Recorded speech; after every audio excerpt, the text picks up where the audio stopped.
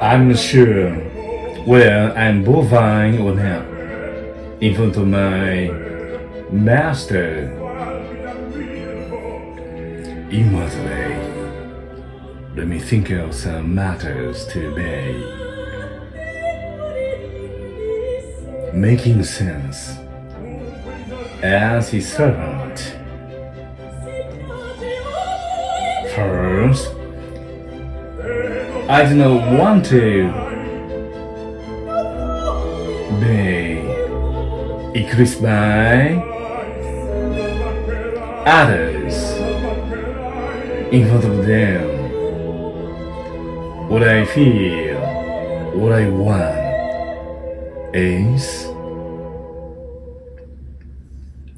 to serve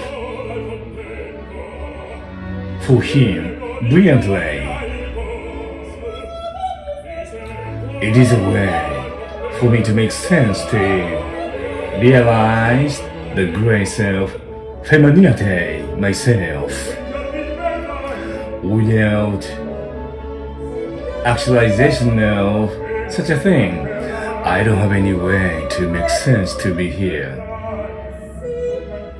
That's the thing I am now feeling and biting.